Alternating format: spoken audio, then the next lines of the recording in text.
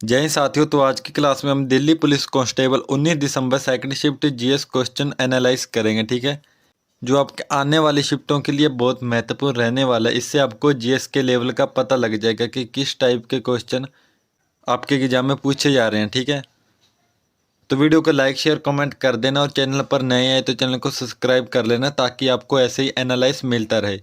तो आइए शुरू करते हैं आज की क्लास।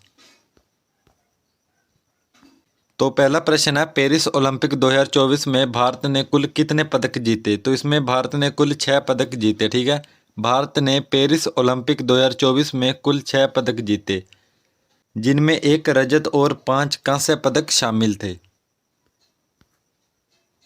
नेक्स्ट क्वेश्चन है, किस रैली या मोटर स्पोर्ट्स रेस में भारत की पहली महिला ने स्वर्ण पदक जीता और वह महिला कौन थी?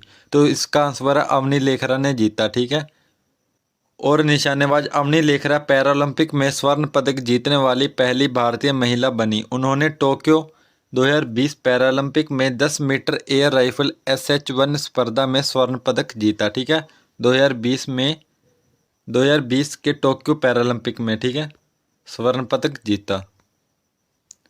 नेक्स्ट है, ओणम भारत के किस राज्य का प्रमुख त्योहार है? तो इसका आंसर है केरल राज्य का। ठीक है, ओणम केरल राज्य का एक प्रमुख फसल उत्सव है। नेक्स्ट क्वेश्चन है, 13 ताली लोक नृत्य भारत के किस राज्य से संबंधित है? तो इसका आंसर है राजस्थान से संबंधित है। ठीक है, और 13 ताली नृत्य राजस्थान के कामड़ जनजाति समुदाय का एक प्रसिद्ध लोक नृत्य है। अगला है, भारत के राष्ट्रपति के चुनाव से जुड़े विवादों का निपटारा कौन करता है? तो इसका आंसर है सर्वोच्च न्यायालय करता है। ठीक है, राष्ट्रपति के चुनाव से जुड़े विवादों का निपटारा सर्वोच्च न्यायालय करता है, और भारत के राष्ट्रपति और उपराष्ट्रपति के चुनाव से संबंधित विवादों का निपटारा केवल सर्वोच्च न्यायालय सुप्रीम कोर्ट द्वारा किया जाता है। अगला है, भारतीय संविधान में नियंत्रण एवं महालेखा परीक्षक कैग CAG की प्रणाली मुख्य रूप से किस देश के संविधान से ली गई है? तो इसका आंसर है ये ब्रिटेन से ली गई है। ठीक है, ब्रिटेन देश से ये ली गई है, यूनाइटेड किंगडम से। नियंत्रण एवं महालेखा परीक्षक CAG का पद और प्रणाली मुख्य रूप से ब्रिटिश संविधान से प्रेरित है। नेक्स्ट है, भारत ने अपना पहला ओलंपिक स्वर्ण पदक किस वर्ष और किस शहर में जीता? तो इसका आंसर है भारत ने अपना पहला पदक 1928 में एम्स्टर्डम में जीता। ठीक है, भारत ने अपना पहला ओलंपिक स्वर्ण पदक 1928 में एम्स्टर्डम नीदरलैंड में आयोजित ग्रीष्मकालीन ओलंपिक में पुरुष फील्ड हॉकी में जीता। ठीक है, 1928 में।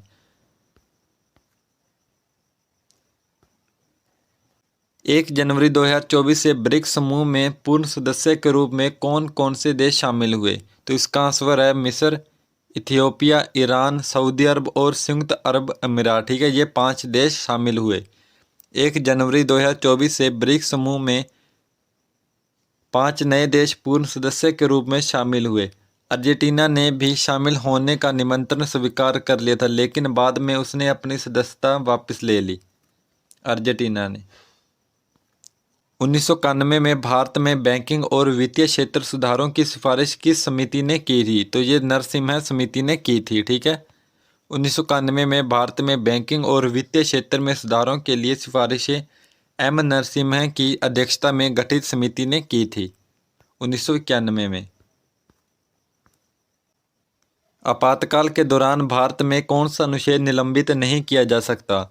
तो अनुच्छेद 20 और 21 को निलंबित नहीं किया जा सकता। ठीक है, आपातकाल के दौरान भारतीय संविधान के अनुच्छेद 20 अपराधों के लिए सजा के संबंध में संरक्षण और अनुच्छेद 21 जीवन और व्यक्तिगत स्वतंत्रता का संरक्षण को निलंबित नहीं किया जा सकता।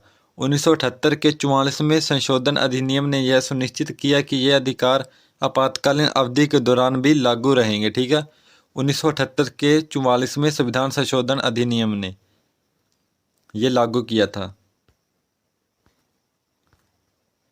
नेक्स्ट है, निम्नलिखित में से कौन सा व्यय राजस्व व्यय का उदाहरण नहीं है? तो इसका आंसर है पूंजीगत व्यय। ठीक है, ये राजस्व व्यय का उदाहरण नहीं है। राजस्व व्यय वह व्यय है जिससे सरकार की परिसंपत्तियों में वृद्धि नहीं होती है और न ही देनदारियों में देनदारियों में कमी आती है। इसके विपरीत पूंजीगत व्यय वह व्यय है जिससे परिसंपत्तियों का निर्माण होता है या देनदारियां कम होती हैं, इसलिए यह राजस्व व्यय का उदाहरण नहीं है। नेक्स्ट है प्रो रेसलिंग लीग PWL की स्थापना किस वर्ष हुई थी? तो इसकी स्थापना 2015 में हुई थी, ठीक है, 2015 में। और प्रो रेसलिंग लीग PWL की स्थापना वर्ष 2015 में हुई थी। यह भारत में एक पेशेवर कुश्ती लीग है, ठीक है। PWL 2015 में इसकी स्थापना हुई थी। अगला है 2023 का साहित्य अकादमी पुरस्कार हिंदी किस उपन्यास को मिला? तो इसका आंसर है मुझे पहचानो। 2023 का साहित्य अकादमी पुरस्कार हिंदी संजीव के उपन्यास मुझे पहचानो को मिला, ठीक है। 2023 का साहित्य अकादमी पुरस्कार मुझे पहचानो को मिला, मुझे पहचानो उपन्यास को। अगला है भारत में स्मार्ट सिटी मिशन किस केंद्रीय मंत्रालय के अंतर्गत आता है? तो ये आवास और शहरी मामलों के मंत्रालय के अंतर्गत आता है, ठीक है। भारत में स्मार्ट सिटी मिशन केंद्रीय आवास और शहरी मामलों के मंत्रालय के अंतर्गत आता है। नेक्स्ट है सिंधु घाटी सभ्यता के किस स्थल से प्राचीनतम ज्ञात गोदीवाड़ा का प्रमाण मिला? तो ये लोथल से मिला है, ठीक है। सिंधु घाटी सभ्यता के लोथल स्थल से प्राचीनतम ज्ञात गोदीवाड़ा डॉकयार्ड का प्रमाण मिला और लोथल गुजरात में स्थित है। नेक्स्ट है ड्यू शब्द किस खेल से संबंधित है? तो इसका आंसर है टेनिस से संबंधित है, ठीक है। ड्यू शब्द मुख्य रूप से टेनिस खेल से संबंधित है। यह तब होता है जब दोनों खिलाड़ियों का स्कोर 40-40 होता है, ठीक है। जिसका अर्थ है कि एक खिलाड़ी को गेम जीतने के लिए लगातार दो अंक प्राप्त करने होंगे, ठीक है। अगला है भारतीय साक्ष्य अधिनियम 2023 के तहत निम्नलिखित में से कौन सा साक्ष्य वैध माना जाता है? तो इसका आंसर है इलेक्ट्रॉनिक रिकॉर्ड को वैध माना जाता है, ठीक है। भारतीय साक्ष्य अधिनियम 2023 जो भारतीय साक्ष्य अधिनियम 1872 की जगह लेता है के तहत इलेक्ट्रॉनिक रिकॉर्ड और डिजिटल हस्ताक्षर और अन्य इलेक्ट्रॉनिक साक्ष्य वैध साक्ष्य माने जाते हैं।